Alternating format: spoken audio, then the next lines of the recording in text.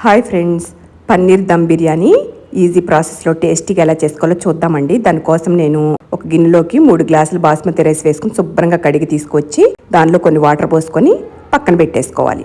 ఇప్పుడు స్టవ్ మీద కళాయితో 4 స్పూన్ల ఆయిల్ పెట్టేసుకుని దానిలో 1 స్పూన్ సాల్ట్, 1 స్పూన్ కారం, ధనియా పొడి 1 స్పూను, పసుపు 1/2 స్పూన్ వేసేసుకొని ఇందులో ఈ పన్నీర్ ముక్కలు వేసుకొని ఒక 2 మినిట్స్ వేగనివ్వాలి. 2 మినిట్స్ వేగాక ఇందులో కసూరి మేతి కూడా 1 స్పూన్ వేసేసుకొని ఈ విధంగా ఇంకొక 2 మినిట్స్ వేగాక వీటిని పక్కన పెట్టేసుకోవాలి. ఇప్పుడు అదే స్టవ్ మీద ఒక మందపాటి వెడల్పాటి గిన్నె పెట్టేసుకొని దానిలో 2 స్పూన్ల నెయ్యి, 1 స్పూన్ ఆయిల్ వేసేసుకొని దాంట్లో 2 బిర్యానీ ఆకులు కట్ చేసుకుని ఉల్లి పచ్చిమిర్చి ముక్కలు వేసుకొని వేగనివ్వాలి. కొద్దిగా వేగాక కొద్దిగా జీడిపప్పు, అల్లం వెల్లుల్లి పేస్ట్ 1 స్పూన్ వేసుకొని పచ్చివాసన పోయేదాకా వేగనివ్వాలి. ఇప్పుడు ఇందులోనే బిర్యానీ మసాలా 1 స్పూను, ఒక 1/2 స్పూను ధనియా పొడి, 1/2 స్పూను జీరా పొడి, 1/2 స్పూన్ పసుపు, రుచికి సరిపడా కారం, అలాగే 1 గుప్పుడు పుదీనాకు, 1 గుప్పుడు కొత్తిమీర వేసేసుకొని వేగనివ్వాలి. కొద్దిగా వేగాక ఇప్పుడు ఇందులో గిలకొట్టుకున్న పెరుగు 1/2 బౌలు, అలాగే ఫ్రోజన్ బఠానీ 1/2 బౌలు వేసేసుకొని ఆయిల్ పైకి తేలేదాకా మగ్గనివ్వాలి. ఇప్పుడు ఇందులో 2 స్పూన్ల క్రీమ్ వేసుకోవాలండి, లేదా మీ దగ్గర మేగడ పాలు ఉంటే అవి కూడా వేసుకోవచ్చు. నా దగ్గర పాలు ఉంటే వేసుకున్నాను అనమాట.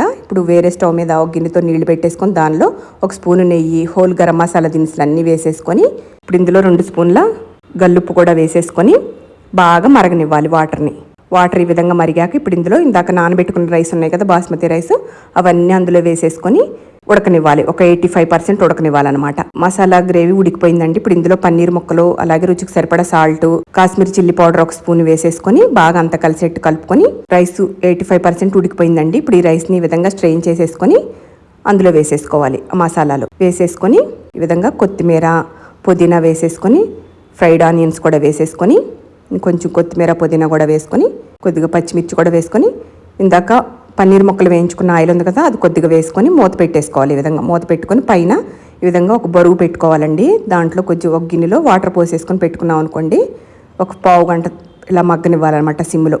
అంతేనండి, ఎంతో టేస్టీగా ఉండే పన్నీర్ దమ్ బిర్యానీ రెడీ అయిపోయిందండి. నేనైతే బిర్యానీ గ్రేవీతో సర్వ్ చేశాను రైతాతోటి. చాలా బాగుంటుంది, ఖచ్చితంగా ట్రై చేయండి.